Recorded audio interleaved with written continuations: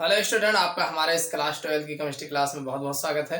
उम्मीद करते हैं सब लोग अच्छे होंगे और अपने बोर्ड एग्जाम की तैयारी अच्छे से कर रहे होंगे। चलिए बच्चों, आज की क्लास शुरुआत करते हैं। हमारा जो चैप्टर चल रहा है हैलो एल्केन तथा हैलो एरीन। तो हैलो एल्केन और हैलो एरीन में आज के इस लेक्चर्स में हम जो जानने वाले हैं, हमारा ये हैलो एल्केन के भौतिक गुण कौन कौन से हैं, जो मोस्ट इंपॉर्टेंट भौतिक गुण है जो आपके बोर्ड एग्जाम में विकल्प में या वैसे भी पूछे जाते हैं, इनके बारे में हम चर्चा करने वाले हैं।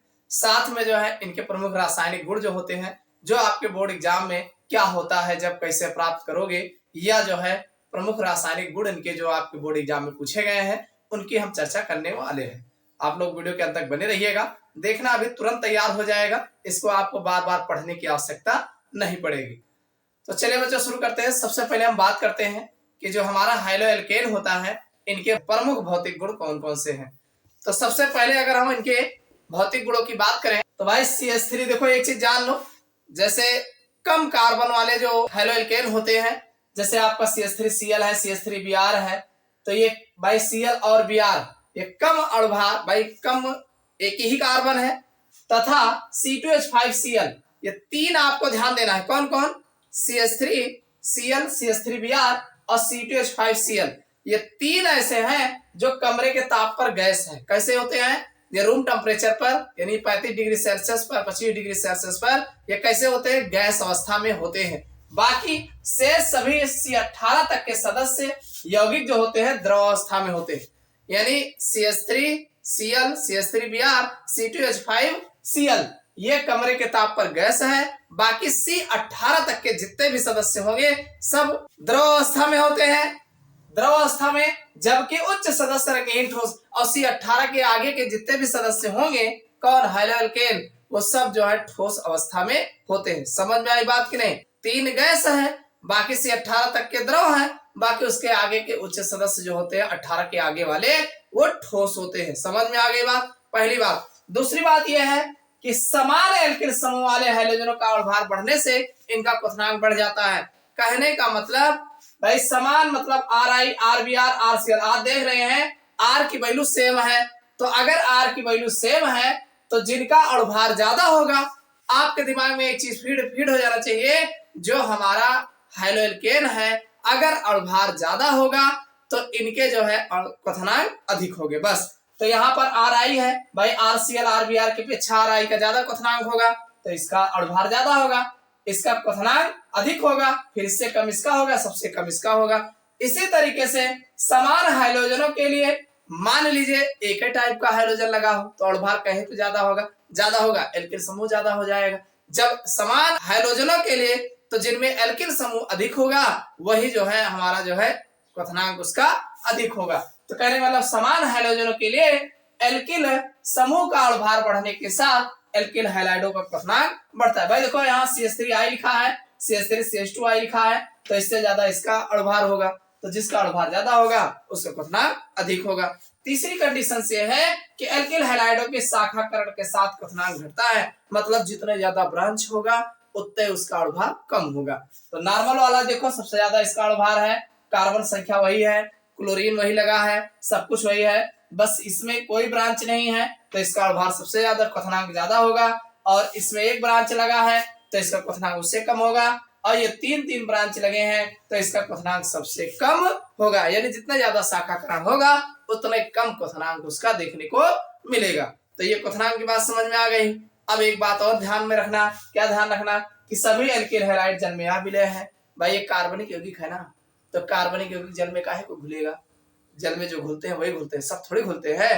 तो ये आपका हैलो एल्केन है, तो हैलो एल्केन यानी ये कार्बनिक यौगिक है, तो आप बताएंगे कि सभी एल्किल हैलाइड जल में आ विलय होंगे। क्यों? क्योंकि कार्बनिक यौगिक है, तो ये सभी एल्किल हैलाइड जल में आ विलय होंगे। क्या तो घुलेंगे कहाँ? किंतु कार्बनिक विलायकों में विलय होंगे, यानी कार्बनिक यौगिक कार्बनिक में घुलेगा, और कहाँ घुलेगा भाई?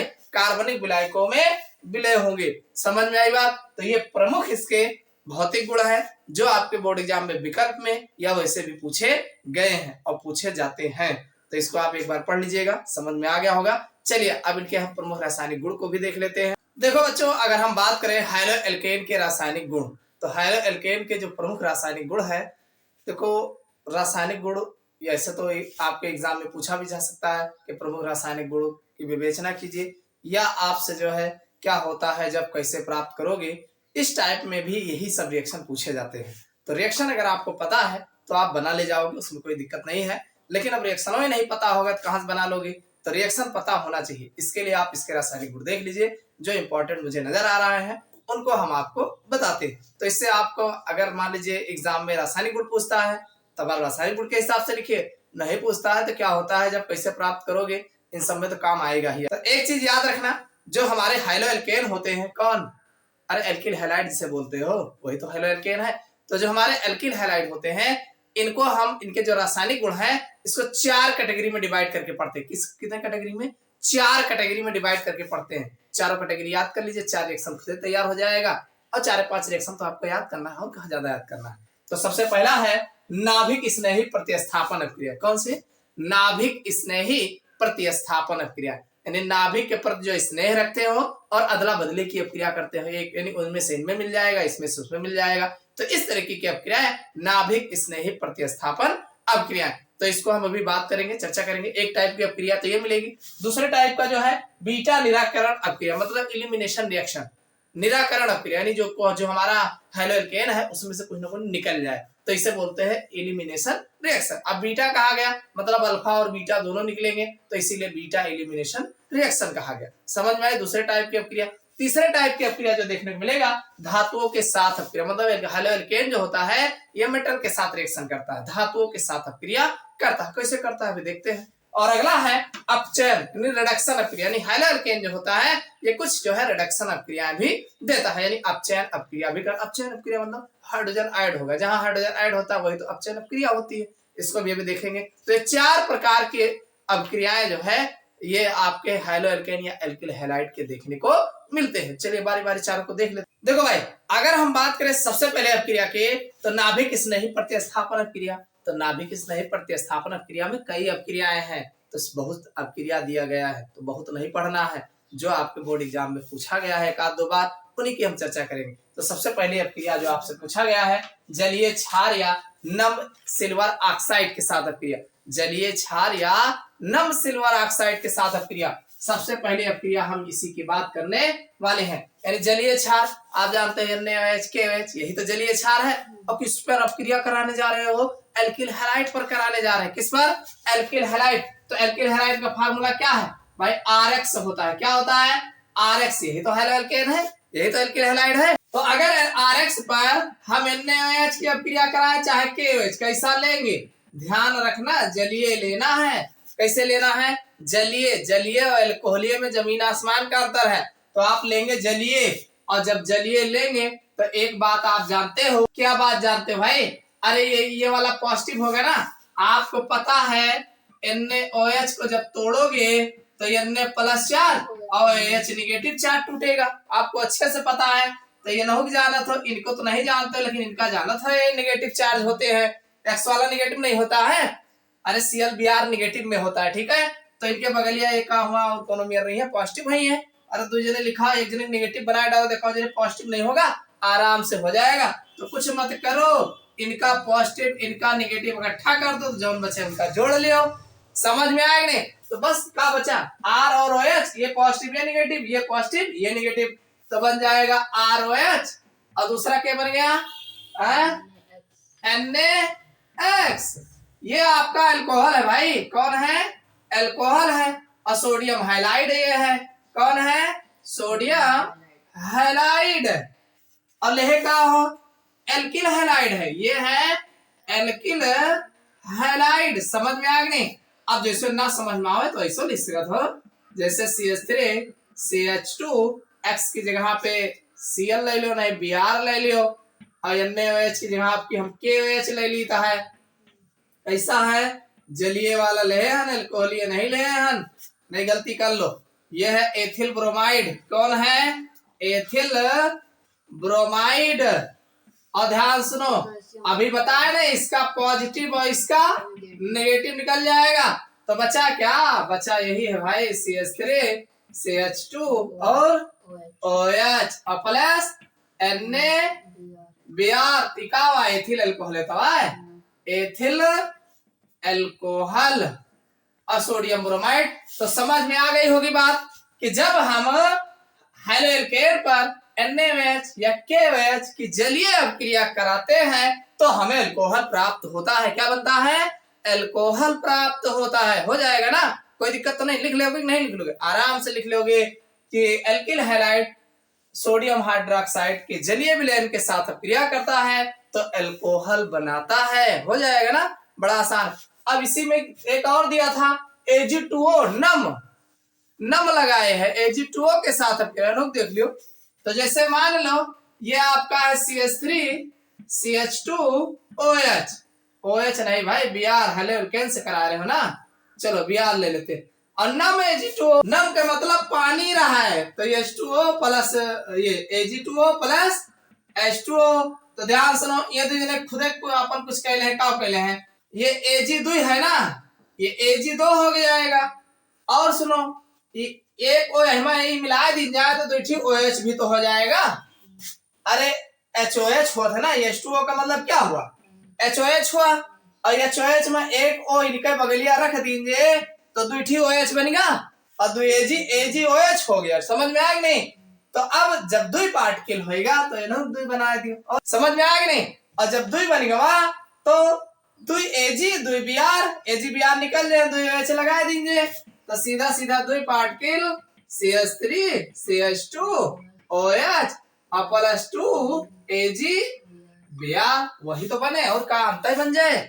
समझ में आई बात कि नहीं? तो इस तरीके से ये नम सिल्वर ऑक्साइड है। क्या है ये? सिल्वर ऑक्साइड, नम सिल्वर ऑक्साइड। अब नम कहता है तो पानी काहे न डाल दी, तो इसीलिए पानी बगल ले लीजिएगा, तो ये आपका ये बन जाएगा। ये दोनों अभिक्रिया करके ये बना लेंगे तो आराम से OH इनको दे देना, Br इनसे ले लेना, आराम से अदला बदली कर लेना। समझ में आई बात?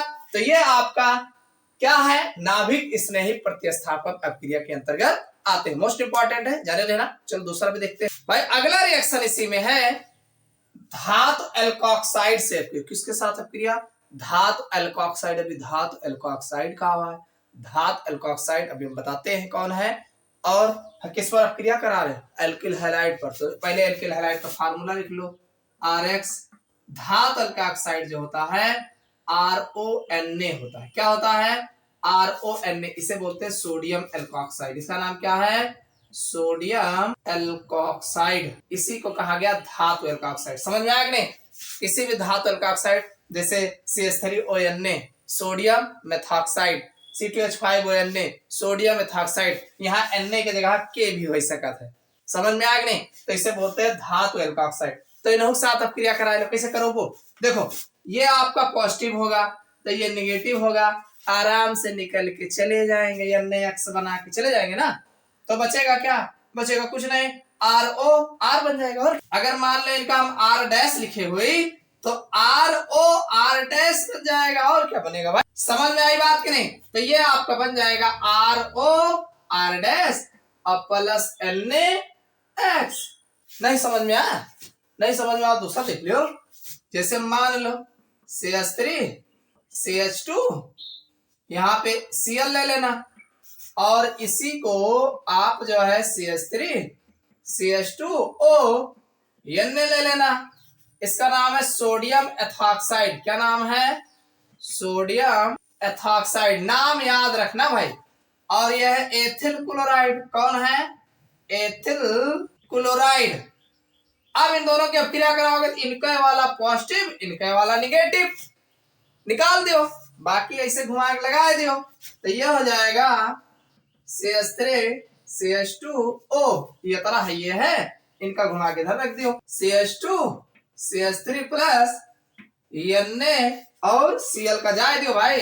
इनके हाईली निगेटिव वाला होता है, हाईली पॉजिटिव, जन्म से NaCl बनी है। इसका नाम है डाई एथिल। देखो इधर भी एथिल, इधर भी एथिल, इधर बीच में ईथर है, ये जो बना है यहाँ पे ईथर बताएंगे, तो ये डाई एथिल ईथर। कौन है? डाई एथिल ईथर है, ईथर। समझ में आया कि नहीं? लिखोगे कैसे आप बताएंगे? क्या बताओगे कि जब हम एल्किल हैलाइडों पर सोडियम एल्कोक्साइड की अभिक्रिया कराते हैं तो हमें ईथर प्राप्त होता है। क्या बनता है? ईथर बनता है। यही बताना है कि जब हम एल्किल हैलाइडों पर सोडियम एल्कोक्साइड या पोटेशियम एल्काक्साइड के या धातु एल्काक्साइड, सोडियम पोटेशियम का है धातु है, तो धातु एल्काक्साइड की अपक्रिया कराते हैं तो हमें ईथर प्राप्त होता है। समझ में आ गई बात? बस इतना आप करके दोनों रिएक्शन आप चाहो दिखा दो, चाहो कहीं दिखा दो। समझ में आ गई बात? तो ये अपक्रियाएं जो है नाभिक स्नेही प्रतिस्थापन अपक्रिया के अंतर्गत आते हैं। ऐसे बहुत सारी अपक्रिया है, ये दोनों मोस्ट इंपॉर्टेंट है, इसलिए इन दोनों को बता दिए। चलिए अब अगले टाइप की अपक्रिया देखते हैं। चलिए बच्चों, अगले प्रकार की जो अपक्रिया है निराकरण अपक्रिया है, इलिमिनेशन रिएक्शन। क्या है? निराकरण अपक्रिया। चलो इसको भी देख ले। देखो निराकरण अपक्रिया में एक अपक्रिया आपको देखने को मिलेगा। कैसे देखने को मिलेगा? देखो ये आपका है, मान लीजिए CH3 CH2Br, इसका नाम है एथिल ब्रोमाइड। नाम याद रहे चाहिए, एथिल ब्रोमाइड। इस पर हम NaOH या KOH की अपक्रिया कराएंगे, ध्यान रखना। अब कह दो वही तो कराए रहे हो, वो प्रतिस्थापन अपक्रिया में। अब की बार निराकरण में कराने जा रहे हैं। तो निराकरण में होता क्या है, ये आपकी बार जलीय ना लेकर के एल्कोहलीय लेंगे। क्या लेंगे? हाँ, यहीं से तो मामला चेंज हो जाए। जब आप एल्कोहलीय लेंगे, देखो निराकरण अपक्रिया में क्या होता है, जो हमारा रियल कंपाउंड होता है उसमें से निकल जाता है, तो यही निराकरण अपक्रिया होता है। बस देखो यहाँ कैसे निकलेगा, आप देख रहे हैं ये के जो है Br को लेके भागेगा और OH यहाँ से H लेके भागेगा, तो हमारा बन जाएगा CH2 double bond CH2 plus के Br हो जाएगा और प्लस H2O हो जाएगा। नहीं समझ में? अरे हमारी हाइलो एल्केन यही तो है, यही में से HBr निकलेगा। कौन निकलेगा? हाँ, तो HBr निकलेगा तो एथीन बनेगा। क्या बनेगा? एथीन। देखो डबल बॉन्ड वाला बनेगा कि नहीं? सिंगल वाला रहा, डबल में आएगा। इधर से Br भाग गए, इधर से H भाग गए, बीचों में आया एक हाइड्रोजन, एक बॉन्ड कम हो गया ना दोनों कार्बन का, तो दोनों का काम होगा। तो कहीं का हुए, अब कहीं कुछ नहीं, बराबर लगा लियो, एक और लगा लीजिए बॉन्ड, फिर बराबर हो जाए दोनों जने। तो इनके 4 हो गए, इनके बैलेंस से 4 हो गए। कार्बन का 4 बॉन्ड होता है ना, तो 2 हाइड्रोजन और 2 बॉन्ड 4 हो जाए ना। तो इस तरीके, तो देखो KBr H2O ना समझ में आए इसको ऐसे समझ लेना, जैसे मान लो CH3 CH2Br रहा, तो यहाँ KOH बैठा रहे एल्कोहलीय, तो जब यहाँ बैठा रहे तो डाटेन तो कहीं अच्छा भैया, तो ये CH2 डबल बॉन्ड CH2 बनाए और यही वहां से का निकल के गवा HBr निकल के गवा। समझ में आ गई नहीं? और जो HBr निकल के गवा है तो KOH अपने जुगाड़ में रहा, तो दन से KBr बनाए लिए और प्लस H2O बनाए लिए। समझ में आवा कि नहीं? तो 2 स्टेप अपक्रिया, कम के भवा कम में नहीं भैया अकेले। तो जब रियल कंपाउंड में से कुछ चीजें निकल जाती हैं, जो बचता है, कुछ बचता है, तो रियल कंपाउंड में से निकलना ही निराकरण अपक्रिया कहलाती। कुछ होमा लागे ना, निकल के केवल चला गवा हो, तो उसे हम निराकरण अपक्रिया बोलते हैं। तो भाई एल्कोहलीय KOH की उपस्थिति में एथिल ब्रोमाइड से ये एथीन में परिवर्तन होना, ये जो है निराकरण अपक्रिया कहलाती है। आप बताएंगे, क्या बताओगे? जब हम हाइलो एल्केन को एल्कोहलीय KOH के साथ अपक्रिया कराते हैं तो एथीन बनता है। यह अपक्रिया निराकरण अपक्रिया कहलाती है। क्या कहलाती है? निराकरण अपक्रिया कहलाती है। उम्मीद है समझ में आ गया होगा। चलो अगले रिएक्शन देख लेते हैं। चलो भाई, अगले प्रकार की जो अपक्रिया है वो है आपका धातुओं के साथ अपक्रिया। किसके साथ अपक्रिया? धातुओं के साथ अपक्रिया। चलो भाई, हाइलो एल्केन की अपक्रिया धातुओं के साथ देखते हैं। तो सबसे पहला धातु है मैग्नीशियम धातु के साथ अपक्रिया। किसके साथ अपक्रिया? मैग्नीशियम धातु के अपक्रिया। ध्यान सुनो, ये हमारा RX है। कौन है? RX।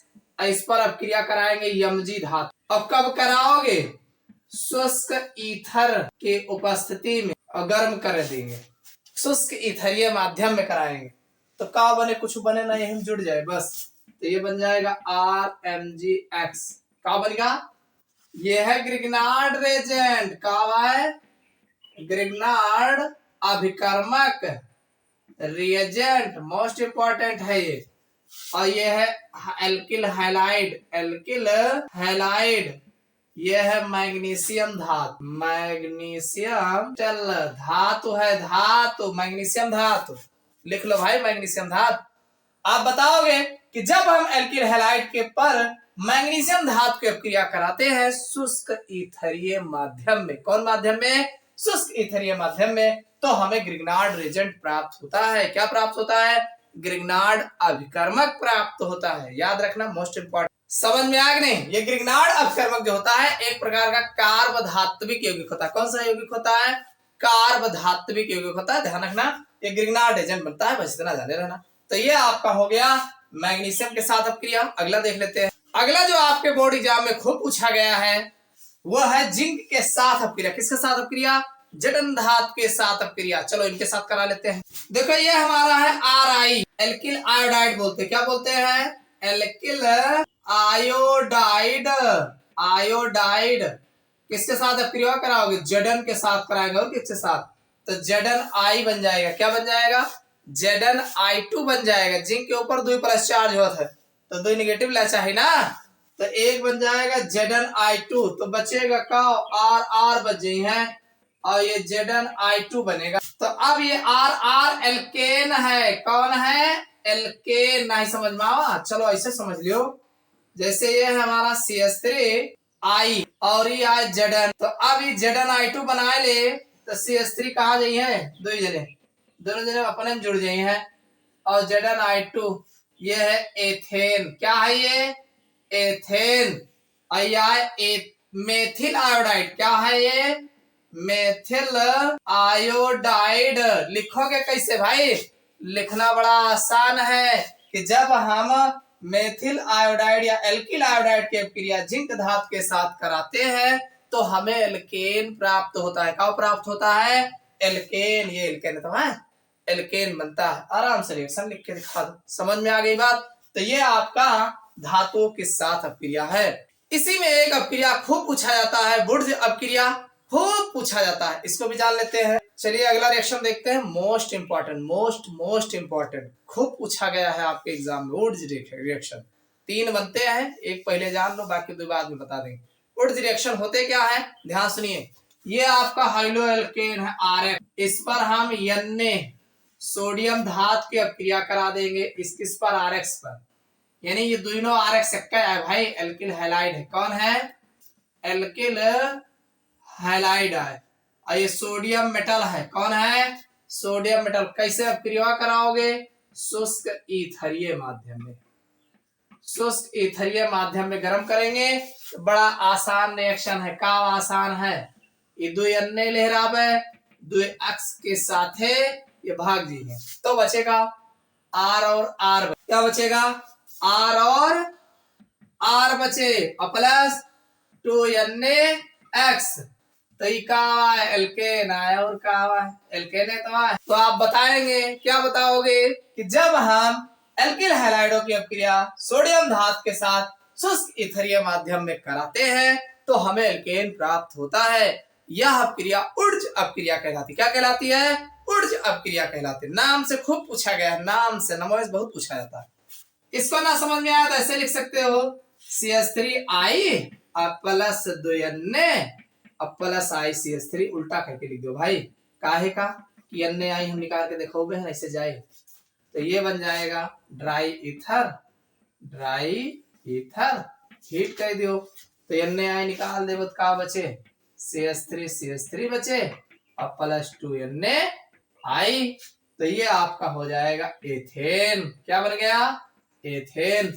आई का मेथिल आयोडाइड है। बार बार बताए थे, याद रहे चाहिए। Methyl iodide. तो आप 2 मेथिल आयोडाइड लेके सोडियम धातु के साथ अपक्रिया करा दीजिए तो आपका एल्केन बनता है एथेन। समझ में आया कि नहीं? मोस्ट इंपॉर्टेंट है, बार बार बता रहा हूं।